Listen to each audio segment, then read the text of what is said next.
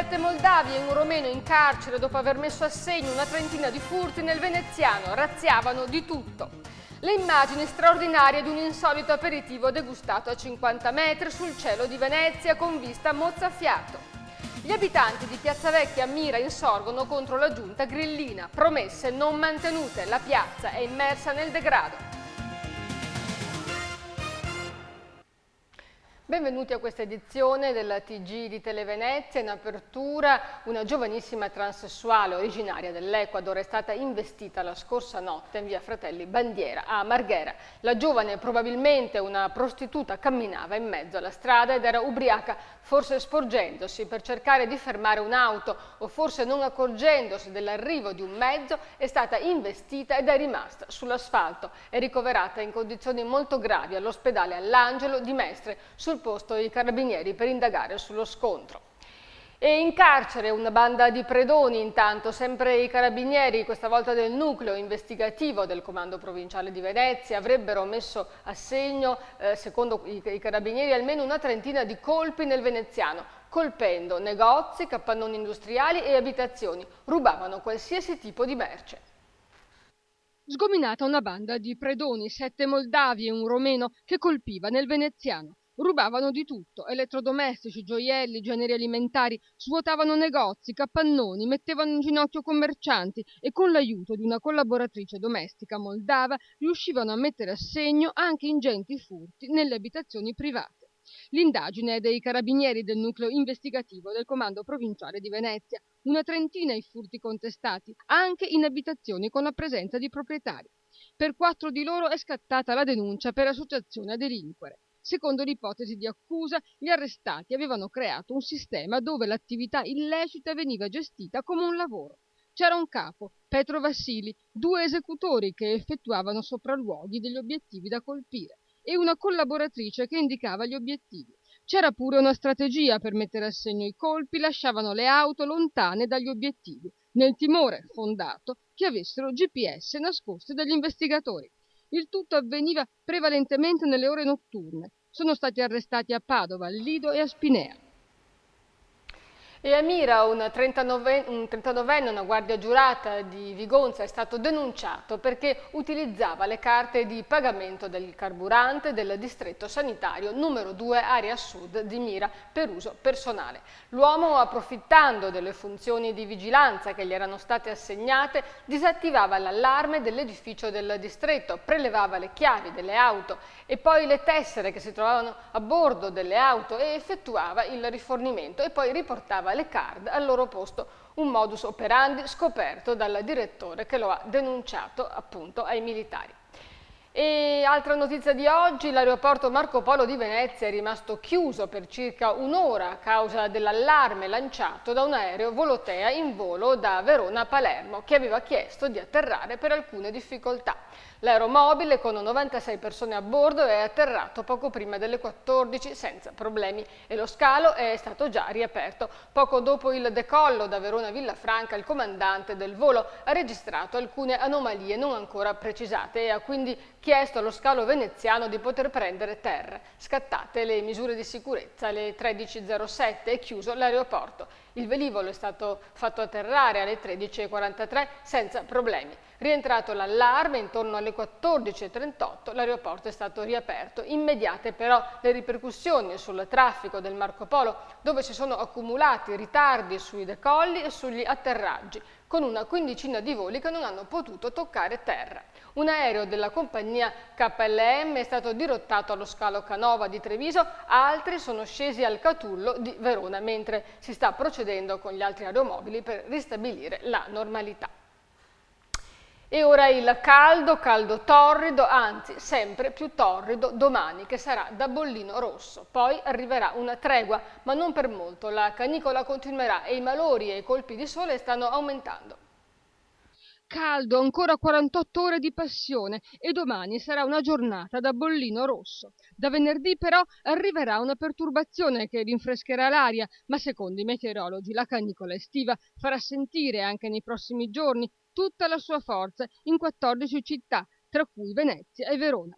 Il caldo torrido nel veneziano ha già mietuto 2 vittime.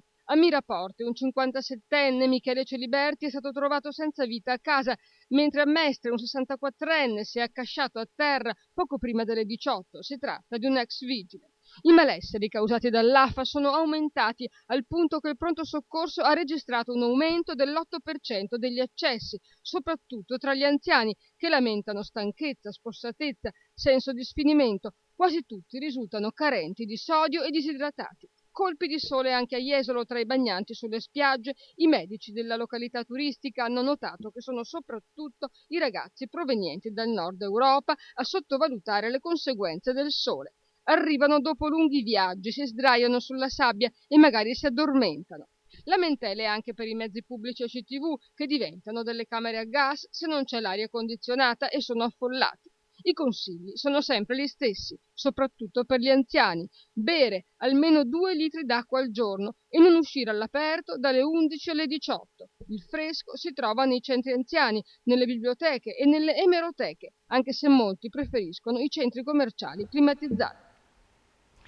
Arrivano i controlli in mare. Con l'arrivo dell'estate inizia anche l'operazione Mare Sicuro 2013. Prenderà il via il 24 giugno e terminerà l'8 settembre. Vedrà impegnati i comandi della Guardia Costiera del Veneto, 20 unità navali fra motovedette e battelli veloci e 120 uomini e donne che vigileranno lungo i 140 km della costa veneziana.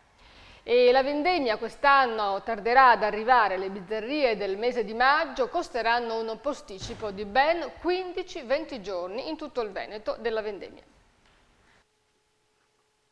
Coltivazioni vinicole venete in ginocchio. Le incessanti piogge e le temperature al di sotto della media stagionale hanno favorito lo sviluppo di numerose malattie della vite. Se ne è parlato oggi all'incontro organizzato da Veneto Agricoltura con Conegliano Veneto.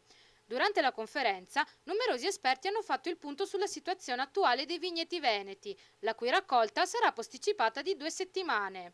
Responsabili del ritardo, secondo gli operatori del settore, sono le varie malattie fungine, prima fra tutti la peronospora. Dal punto di vista sanitario sicuramente la peronospora è stato il problema maggiore, il problema di quest'annata. È un problema sicuramente contenuto, e assieme alla peronospora, a causa anche di queste forti precipitazioni, un ingiallimento diffuso delle piante ha causato ha compromesso forse in parte la vegetazione della pianta, che però si è andata risolvendo grazie a queste prime giornate di giugno completamente soleggianti che hanno favorito l'evolversi del germogliamento. Nel corso della conferenza è stato anche illustrato lo stato di avanzamento del progetto di clonazione di alcune specie vinicole. Abbiamo parlato della selezione clonale, non spaventiamoci del nome, non ha niente a che fare con la biotecnologia, semplicemente la vite è una pianta che si può moltiplicare per talea, cioè per una parte di ramo, e come tale quando si identificano delle caratteristiche di una vite positive viene moltiplicata questa vite e si chiama clone, ma è una cosa completamente naturale. Il freddo, che ha accompagnato gran parte della primavera, ha rallentato anche il germogliamento della pianta, posticipato di 15 giorni. Tra la parte orientale e occidentale del Veneto, le date di vendemmia di quest'anno saranno quindi più ravvicinate rispetto agli anni passati. Nonostante questi ritardi, l'esportazione vinicola veneta è aumentata soprattutto in Cina, dove il vino nostrano è particolarmente apprezzato. Ovviamente questo non si ferma qui perché abbiamo un'analisi rispetto al 2011 importante, abbiamo fatto un più 13% di esportazione rispetto al 2011 con un valore economico di 1 miliardo e mezzo di euro, quindi è importante, raggiungendo una quota di mercato di esportazione del vino in Italia come Veneto del 31%, quindi siamo veramente forti da questo punto di vista. E le prospettive ovviamente sono di una politica aggressiva, soprattutto nei mercati asiatici. Penso alla Fondazione Italia-Cina con la quale stiamo stringendo degli accordi per essere presenti in 4 regioni importanti della Cina e quindi essere in modo prima culturale, poi istituzionale e poi economico presenti fortissimamente in quei territori. E poi invece entro il 2013 inizieremo invece una politica di incoming, porteremo 250 tra importatori, grossisti e giornalisti di settore in Veneto per far conoscere tutte le nostre produzioni e quindi dare la possibilità a chi viene in Veneto di visitare il nostro territorio e scoprire i nostri prodotti, quindi anche il nostro settore vitivinicolo che è in un'eccellenza a livello europeo. E ora rimanete con noi.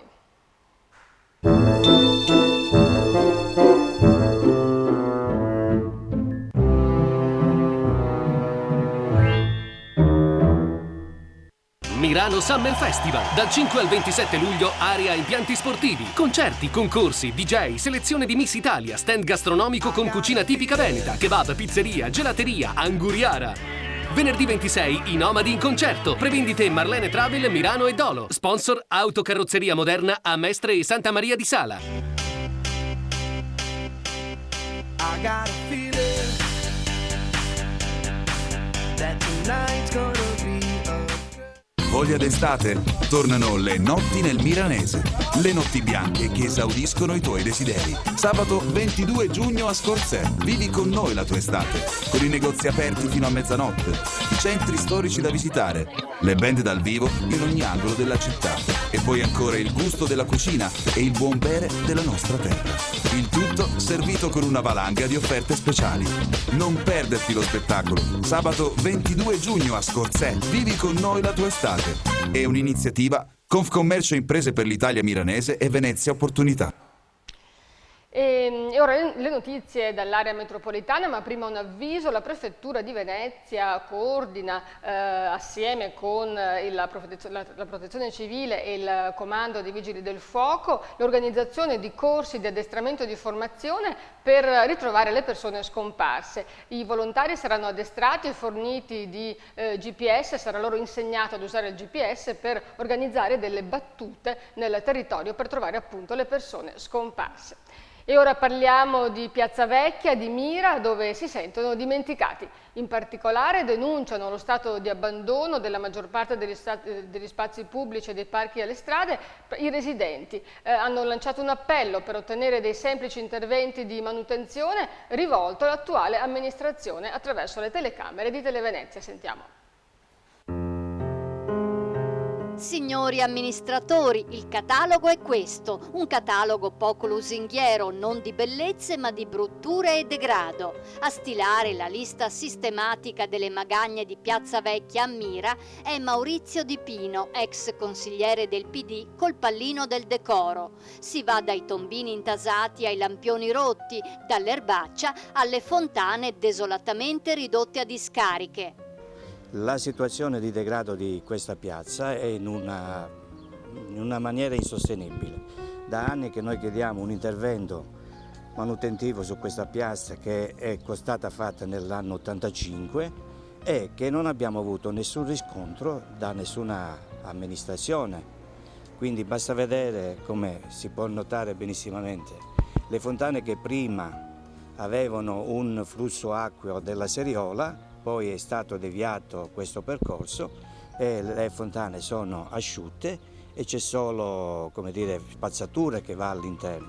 Abbiamo chiesto di levare le recinzioni per mettere delle fiorerie, insomma dei fiori di stagione per poter abbellire la piazza. Non c'è stato risposto a nessun come dire, segnale positivo. Per quanto riguarda l'illuminazione, lampioni rotti, lampioni staccati che restano là, il disfalsimento dell'erba non si fa mai vedere e siamo sempre in una situazione peggiore dove lasciano bottiglie e altre cose. Da tenere conto che Mira è una frazione di 38.000 abitanti, l'unica piazza che abbiamo nel comune ed è questa, che è invivibile perché se si guarda in fondo alla piazza ci sono state messe delle transenne perché le macchine attraversavano la piazza, quindi mettendo a rischio anche chi voleva stare in piazza la propria incolumità. Anche su queste cose ci hanno promesso che mettevano delle fioriere per evitare che le macchine salissero, parcheggiassero, scorrezzassero e farebbero quello che fanno quello che vogliono e purtroppo ancora non abbiamo visto nessuna risposta da questa amministrazione. Un capitolo a parte riguarda strade e marciapiedi, vale a dire buche, asfalto sollevato e pavimentazione sconnessa. Da tenere conto che abbiamo anche una viabilità per quanto riguarda la manutenzione delle strade, che ci sono delle voragini. Abbiamo chiesto da dicembre che venissero attacconate, ci hanno detto che non hanno neanche i soldi. Com'è possibile che non hanno i soldi se gli stipendi se li prendono? Non hanno neanche un po' di soldi per comprare un po' di giardino per tamponare quelle voragini. Ci sono i tombini che non scaricano l'acqua piovana, è stato segnalato anche questo a dicembre Gli operai del comune, perché essendo rifiuto speciale non intervengono, non riescono a fare neanche una convenzione con la Veritas. Quella del signor Di Pino non è l'unica voce di protesta. I residenti di Piazza Vecchia si sentono trascurati e aggiungono altri dettagli al già consistente quadro indiziario. Io volevo fare un appello ancora una volta al comune di Mira, perché per terra qua c'è una pavimentazione che è tutta rotta, l'abbiamo messa a posto, la gente che passa a piedi si fa male e non è giusto. Noi abbiamo messo a posto spese nostre, però è ancora rotto, e allora per cortesia almeno vengono a vedere un'altra volta. È stata una petizione per il discorso di questo avvallamento con buche che dà problemi all'agibilità delle macchine, moto e biciclette soprattutto. È tutto rotto, la strada bisogna farla tutta nuova, perché è tutta crepata, tutto rotto e bisogna intervenire perché d'inverno specialmente è il disastro e non ha mai fatto niente nessuno. Le vasi di immondizia davanti a casa che fa schifo. Prima i cittadini che buttano fuori di tutto e dopo 7 vasi, anche se avevo di spuzza, immondizia per terra, immondizia dappertutto. Mica solo quello da dire. Anche il parco in via Jacopo della Quercia ha un aspetto poco invitante. Ci sono giochi fuori uso ed erba alta. Come si può notare, abbiamo pochi giochi e rotti che abbiamo chiesto, visto che non vengono sostituiti, almeno di levarli, perché i bambini che non capiscono possono salire su e farsi male. Quindi anche su questo l'amministrazione è latitante.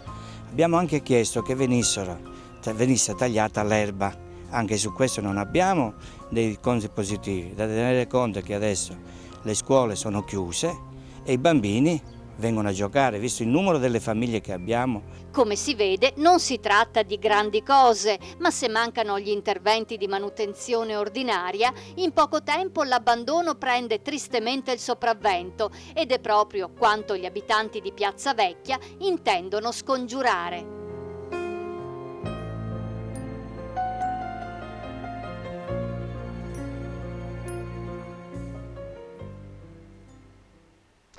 E ora uno sguardo all'area metropolitana con notizie brevi dalle province di Padova, Treviso e Venezia. Tra le altre cose parleremo dell'inarrestabile moria di negozi, ma anche di danze fuori luogo e di spiagge a marchio verde.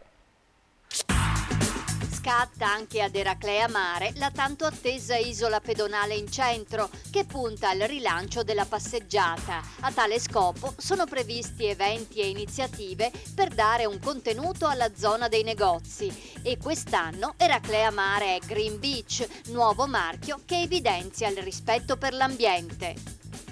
Arriva Mira al nido in famiglia per bimbi fino ai 3 anni. Persone professionalmente preparate accudiscono ed educano più bambini nella propria abitazione, assicurando loro giochi, pasti e riposo. 6 il numero massimo di bambini accuditi contemporaneamente da ciascun collaboratore.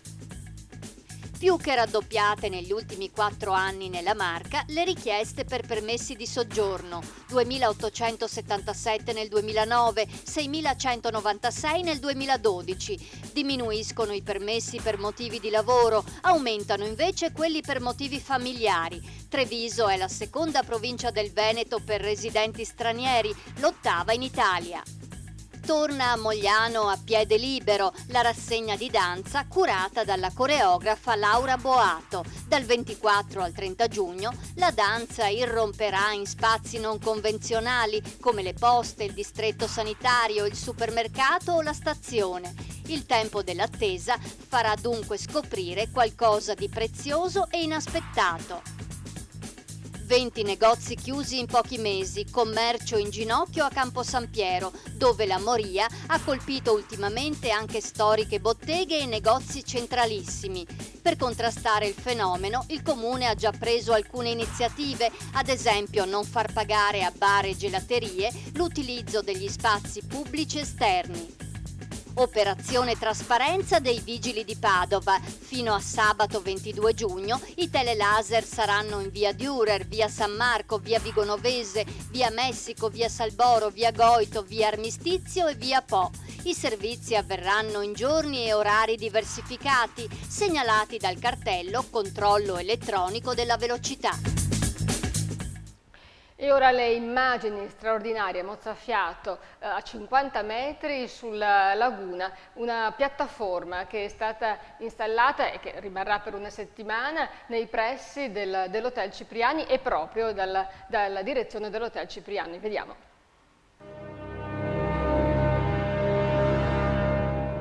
A vedere la gru di 5 tonnellate dal basso sembra un'idea eccentrica, l'ennesima che la Venezia dei VIP propone per chi può spendere. 50 euro per un aperitivo e 250 per una cena. La Dinner Sky dell'Hotel Cipriani, come l'hanno chiamata gli organizzatori del gruppo Orient Express. Poi però arriva l'inebriante atmosfera che soltanto James Bond finora è riuscito a regalare per decenni. Si sale in 3 minuti di 50 metri dallo splendido giardino con piscina di uno degli hotel più esclusivi della laguna, sulla punta della Giudecca, seduti e imbragati su poltroncine d'aereo. Una piccola pedana sotto i piedi, attorno il vuoto, o meglio, la splendida vista sul bacino di San Marco. E davanti un tavolo grande 5 metri per 9 con lo chef e un cameriere che con la plomba di 2 maggiordomi inglesi servono il bellini in calici di cristallo e bocconcini squisiti di baccalà mantecato e scampi impanati. L'ora è quella del tramonto che, generoso, getta la luce calda, magica, così ben catturata dai maghi della fotografia sulla punta della dogana, sul campanile di San Marco, sul Palazzo Ducale. Appaiono piccolissimi. Finalmente però si vedono bene i contorni delle isole di San Servolo, San Clemente e San Giorgio. E se si fosse scelto un posto poco strategico, poco male. La piattaforma gira di 180 gradi per dare a tutti le stesse emozioni. Il clima è ideale, neanche un refolo di vento, e l'ora è perfetta. C'è persino una grande nave che sta uscendo dal porto. Non sembra poi così titanica nel grande canale della Giudecca, non sembra una minaccia, merito forse delle bollicine della Maison Pommery che il solerte cameriere serve subito dopo il bellini, per stemperare anche la tensione se qualcuno casualmente non fosse ancora riuscito ad entrare in sintonia con il nuovo Sfizio. È la prima volta su Venezia è la prima volta e c'è stata fuori Venezia un anno fa. E me ne sono innamorata proprio quando l'ho scoperta un anno fa, che se non sbaglio era verso il Lido del Cavallino, e quindi abbiamo lavorato un anno per riuscire a portare questo evento qui da noi. Dinner in Sky, organizzato in collaborazione con 50 Events, si potrà godere dal 19 al 23 giugno, tutti i giorni, aperitivo e cena. In programma anche 2 serate romantiche. L'aperitivo con 007 inizia alle 17:15 e l'ultima ascesa è prevista alle 21:30. Provare per credere. E ora mettiamoci in collegamento con Qui Redazione con Tiziano Graziottin, caporedattore del Gazzettino di Venezia, per sentire quali sono le notizie sulle quali si è concentrata la redazione veneziana. Ciao Tiziano.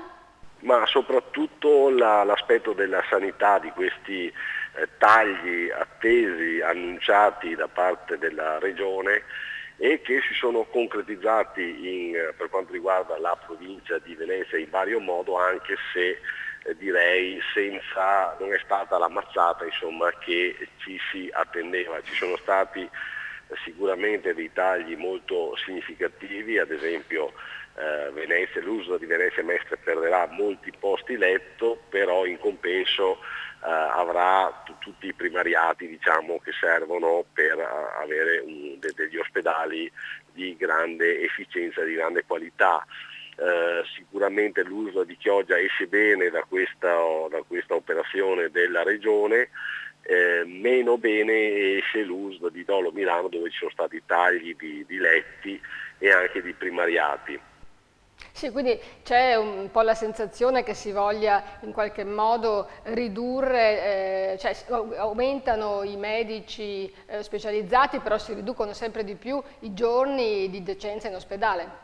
Questa è una filosofia, no, della sanità di oggi, avere possibilmente delle eccellenze nella sanità, nel senso di essere curati bene nella fase del pre-intervento, dell'intervento e post-operatorio, ma lasciare appunto che poi quello che è la fase successiva all'emergenza venga gestita a livello territoriale e poi ovviamente nelle famiglie di riferimento. Questa mi sembra una tendenza in atto da tempo, però diciamo che mantenere i primariati, soprattutto per ospedali strategici come Venezia e Mestre, perché a Venezia, ricordiamo, c'è tutta la partita del turismo che ovviamente merita grande attenzione, insomma è già qualcosa di molto significativo.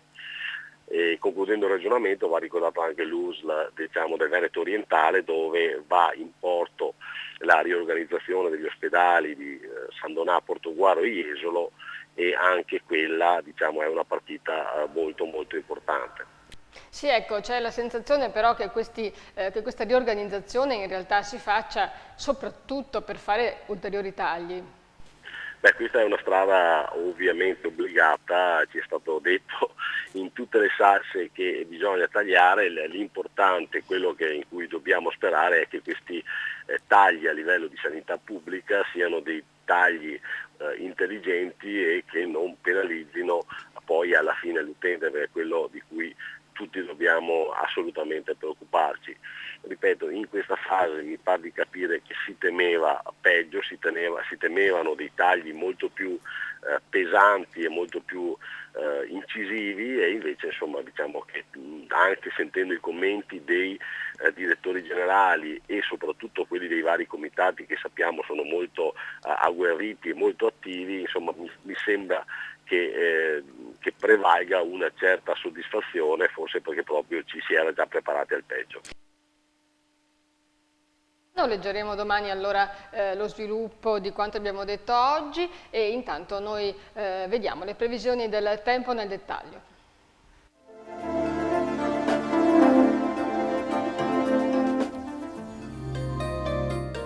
Saremo ostaggio del caldo africano fino a venerdì, quando afa e temperature diventeranno più sopportabili. Giovedì 20 giugno, ampio soleggiamento e caldo, bassa probabilità di precipitazioni in serata, localmente anche intense con grandine e raffiche di vento, valori termici stabili, mare calmo. Venerdì 21 giugno, sereno o poco nuvoloso con clima più asciutto e ventilato, massime in lieve calo più vicine alla media stagionale, mare poco mosso. Sabato 22 giugno, sereno e soleggiato, temperature in ulteriore lieve diminuzione, comprese fra i 18 e i 30 gradi. Domenica 23 giugno, soleggiato al mattino con tendenza alla variabilità, annuvolamenti e piovaschi al pomeriggio, temperature pressoché invariate. La marea di giovedì 20 giugno è sostenuta, la massima alle 21:10 85 cm,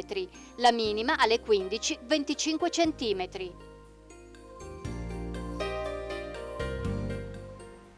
E siamo in chiusura di questa edizione. Vi ricordiamo come sempre il nostro concorso per chi si inventa un lavoro nuovo e chi ha iniziato una nuova attività, ed è in palio un premio del valore di 1.000 euro. Inviate una mail a marketing@televenezia.it o chiamatelo 041 93 15 14. Grazie per averci seguiti, per averci scelti. Buon proseguimento, buona serata.